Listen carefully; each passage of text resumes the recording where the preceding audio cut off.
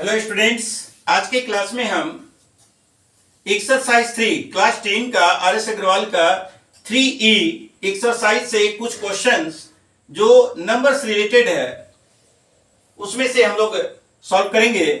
तो सबसे पहले क्वेश्चन, आज हम क्वेश्चन नंबर 20, तो स्टूडेंट्स एक्सरसाइज 3E का क्वेश्चन नंबर 20 देखते हैं जो फ्रैक्शन नंबर से रिलेटेड है।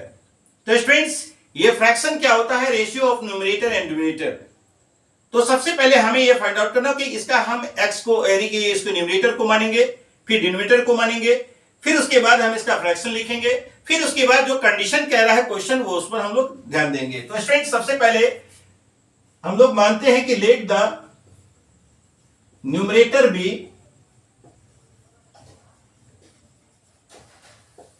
x and denominator be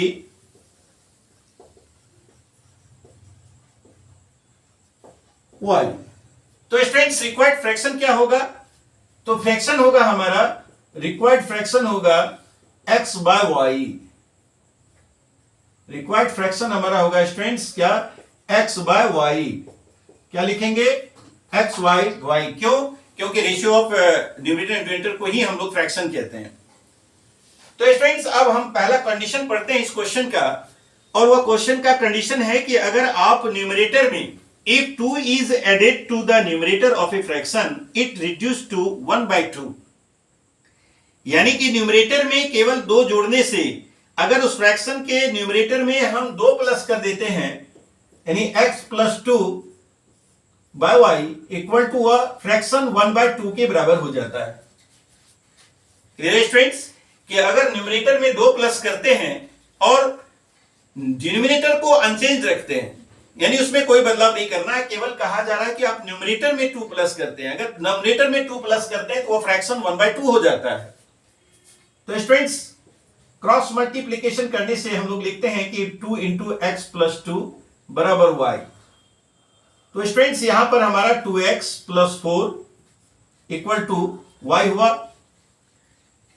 तो यहां पर हम 2x y को अगर लेफ्ट लाते हैं तो माइनस y, और ये 4 को अगर हम राइट ले जाते हैं तो माइनस 4। तो स्टूडेंट्स हमारे पास जो इक्वेशन आ गया अब 2x माइनस y बराबर माइनस 4, ये हमारा इक्वेशन 1 हो गया। Clear students? अब इसी क्वेश्चन के सेकंड कंडीशन को आप पढ़िए। सेकंड कंडीशन में कहा जा रहा है कि if 1 is subtracted from the denominator, यानी इस फ्रैक्शन के डिनोमिनेटर में आप 1 अगर माइनस करते हैं तो वह फ्रैक्शन आपका 1/3 हो जाता है। यानी कहने का मतलब है कि इट बिकम्स 1/3 यानी रिड्यूस हो जाता है स्टूडेंट्स। ये आपको रिड्यूस होकर 1/3 हो जाता है, ये 1/2 से घटकर 1/3 हो जाता है। तो एंड हमारा कंडीशन है कि x अनचेंज्ड है, y माइनस 1 करते हैं, 1 is subtracted from the denominator, it reduces to 1/3। तो स्टूडेंट्स ये 1/3 होता है, घटकर 1/2 से घटकर ये 1/3 हो जाता है। तो अब यहां पर हम इसका क्रॉस मल्टीप्लीकेशन करते हैं तो 3x equal to 1 into y minus 1, y minus 1 ही होगा। तो स्टूडेंट्स यहां 3x माइनस y बराबर माइनस 1, ये हमारा सेकंड इक्वेशन हो गया। Clear students? अब हमारे पास 2 इक्वेशन है, 2x माइनस y बराबर माइनस 4 और 3x माइनस y बराबर माइनस 1। तो स्टूडेंट जैसा कि हम पहले भी आपको बताए हैं कि जब इक्वेशन का वेरिएबल सेम साइन में होता है तो उसमें सब्ट्रैक्ट करने से आपका एक ना एक जो है वो एलिमिनेट हो जाएगा, लेकिन उसके लिए कभी हमको इक्वल करना पड़ता है, पहले वेरिएबल को इक्वल करना पड़ता है। इन दोनों इक्वेशन में हम देखते हैं कि यहां भी माइनस 1y है और यहां भी y माइनस में है, 1y है। तो वेरिएबल y हमारा दोनों इक्वेशन में सेम है, तो केवल सब्ट्रैक्ट करने से यह एक y जो है एलिमिनेट हो जाएगा। तो on subtracting equation 1 from 2 we get. तो स्टूडेंट्स जब हम सब्ट्रैक्ट करते हैं तो क्या होता है? तो क्या कहें कि इक्वेशन 1 को हम 2 में अगर सब्ट्रैक्ट करते हैं तो पहले सेकंड इक्वेशन को लिखते हैं बराबर -1, और हमारा पहला जो इक्वेशन है वो है 2x माइनस वाई बराबर -4। क्लियर है स्टूडेंट्स? जैसा कि आप जानते हैं कि अगर हम सब्ट्रैक्ट करते हैं तो साइन चेंज करते हैं टर्म का, तो यहां माइनस और ये प्लस हो गया। 2x में 3x में 2x को अगर हम माइनस करते हैं तो हमारे पास x आता है। तो स्टूडेंट्स, और ये y और plus y minus y cancel हो जाता है, तो यहां +4 और -1 का वैल्यू 3 हो जाएगा। यानी का अर्थ है कि x का वैल्यू हमारा 3 आ गया। क्लियर है स्टूडेंट्स? आइए अब इसी x के वैल्यू को हम किसी एक इक्वेशन में पुट अप करते हैं। तो putting the value of x in equation 1 we get, यानी कहने का अर्थ है कि आप इक्वेशन 1 में x का वैल्यू पुट अप कीजिए। हमारे पास जो 1 इक्वेशन है वह है 2x माइनस वाई बराबर -4। क्लियर है स्टूडेंट्स? 2 इंटू एक्स का वैल्यू हमारे पास 3 है, माइनस वाई बराबर -4। तो स्टूडेंट्स यहां पर अब जो है हमारे पास आया 6 माइनस वाई बराबर -4, और -4 को जब हम लेफ्ट लाते हैं तो +4 हो जाता है, और -y को जब राइट ले जाते हैं तो ये +y हो जाता है। तो इस तरह से 10 बराबर y, यानी कि y बराबर 10, यानी y का वैल्यू हमारे पास फाइंड आउट हो गया स्टूडेंट्स। और हमारा रिक्वायर्ड नंबर हो जाएगा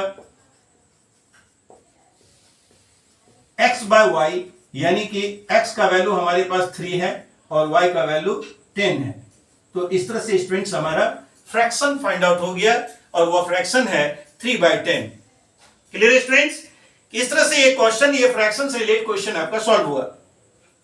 उसके बाद नेक्स्ट क्वेश्चन को हम लोग इसी तरह से देखते हैं जो फ्रैक्शन से ही रिलेट है। तो स्टूडेंट्स ये हमारा सेकंड क्वेश्चन है, क्वेश्चन नंबर 23।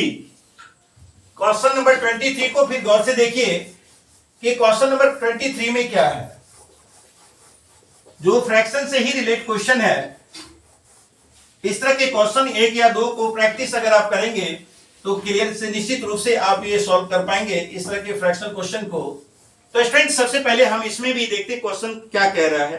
23 नंबर क्वेश्चन है, the sum of the numerator and denominator of a fraction is 4 more than twice the numerator.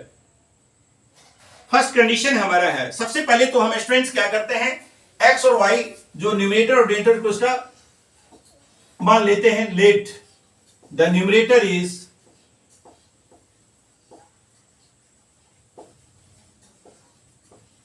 let the numerator be x and denominator be y। Clear students? Fraction मानने के लिए हम numerator और denominator को x और y मानते हैं। Clear है? और हम इसका फ्रैक्शन हो जाएगा, हमारा रिक्वायर्ड फ्रैक्शन हो जाएगा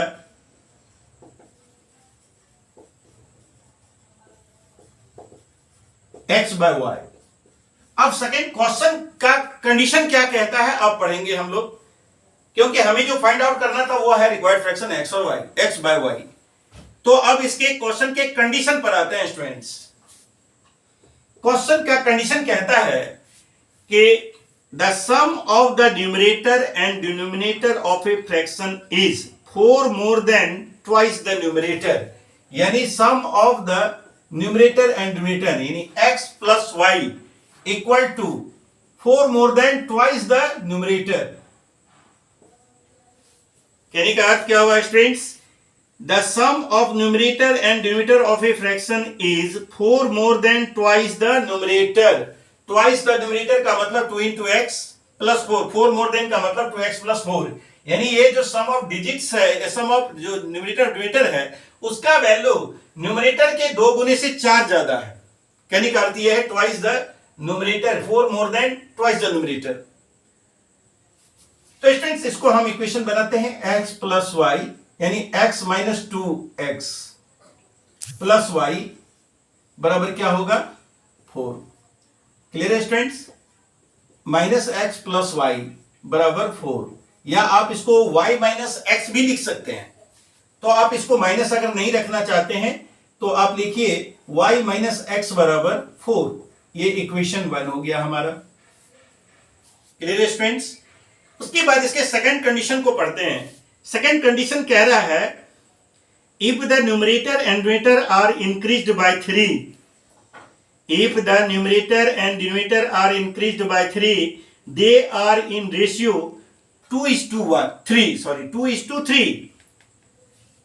तो स्टूडेंट्स क्या है कि हमारे पास जो रिक्वायर्ड फ्रैक्शन है, एंड देखिए तो सेकंड कंडीशन कह रहा है कि x भी 3 इंक्रीज कर दीजिए यानी न्यूमरेटर को भी 3 बढ़ा दीजिए, इसके डिनोमिनेटर को भी 3 बढ़ा दीजिए। अगर ऐसा आप करते हैं तो कहा जाता है कि इसमें एक कंडीशन कह रहा है कि if numerator and denominator is increased by 3 are in ratio 2:3, यानी कि इसका जो रेशियो है वो 2/3। आप उसको भी फ्रैक्शन के रूप में लिखिए, रेशियो के रूप में लिख दिए।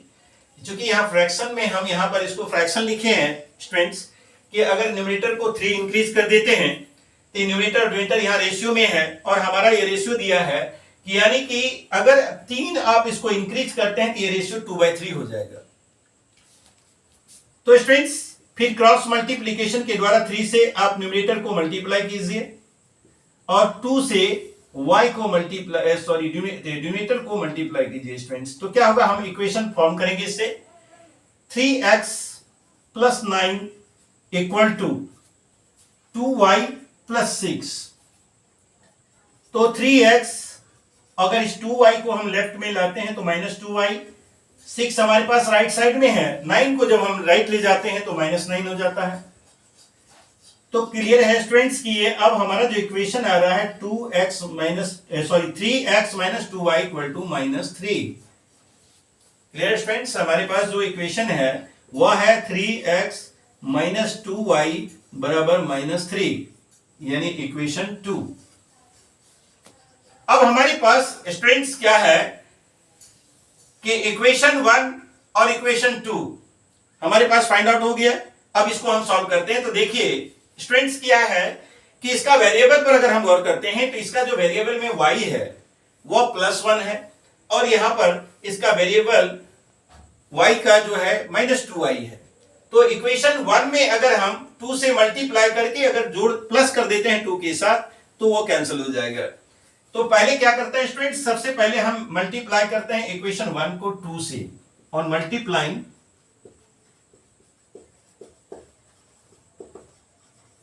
Equation 1/2 we get. तो स्टूडेंट्स जब मल्टीप्लाई करते हैं तो ये हमारे पास होता है 2y - 2x = 8। ये हम मान लीजिए इक्वेशन हमारा थर्ड हो गया। मान लीजिए इक्वेशन हमारा ये क्या है, थर्ड हो गया। तीसरा इक्वेशन इसको हम बना देते हैं। तो स्टूडेंट्स अब क्या करेंगे, इक्वेशन 3 और 2 को क्या करेंगे, यहां पर हम माइनस कर देते हैं, सॉरी ये प्लस करने से भी हो जाएगा स्टूडेंट्स। यहां 2y प्लस में है और -2y है, तो ऐड करने से हमारा सॉल्यूशन हो जाएगा, यानी कि हम एलिमिनेट कर पाएंगे 2 को। तो क्लियर है स्टूडेंट्स कि adding equation 2 and 3 on adding equation 2 and 3 we get। तो क्या होगा, तो स्टूडेंट्स अगर हम 2 और 3 को प्लस करते हैं, 2 हमारे पास है 3x - 2y = -3 और 3 हमारा है 2y - 2x = 8। तो आज स्टूडेंट्स यहां पर देखिए आपके पास 2y प्लस है और यहां 2y माइनस में है, इसको कैंसिल कीजिए। अब हमारे पास जो वैल्यू आ रहा है 3x - 2x क्या होगा, x होगा, और यहां वैल्यू हमारा क्या होगा 5, क्योंकि -3 + 8 को जब हम ऐड करेंगे तो हमारा वैल्यू क्या आएगा, 5 आएगा। तो स्टूडेंट्स x का वैल्यू जब हमारे पास हो गया तो हम क्या करते हैं, x का वैल्यू यहां पुट अप करते हैं और उसके बाद उससे y का वैल्यू हम फाइंड आउट कर देते हैं। तो हमारा स्टूडेंट्स क्या होगा, अब putting the value of x in equation 1, putting the value of x in equation 1 we get. तो क्या होगा, हमें क्या प्राप्त होगा, 1 में देखिए y माइनस x का वैल्यू हम 5 रखते हैं, बराबर हमारे पास 4 है, तो y का वैल्यू हो गया 4 + 5 यानी 9, यानी वैल्यू y का जो वैल्यू है स्टूडेंट्स आपके पास क्या है, y का वैल्यू हो गया 9। तो क्लियर है कि x है 5 और y है 9, तो उसका जो फ्रैक्शन होगा 5/9। हेंस आप लिख सकते हैं, हेंस रिक्वायर्ड फ्रैक्शन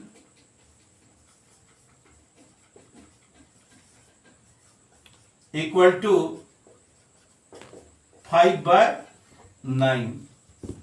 तो इस तरह से आपको फ्रैक्शन से रिलेटेड क्वेश्चन सॉल्व हुआ। तो स्टूडेंट्स अब हम आपको नेक्स्ट वीडियो में कुछ और प्रॉब्लम्स जैसे एज प्रॉब्लम्स, एज से रिलेटेड जो प्रॉब्लम है उसको आपको सॉल्व करके बताएंगे। धन्यवाद।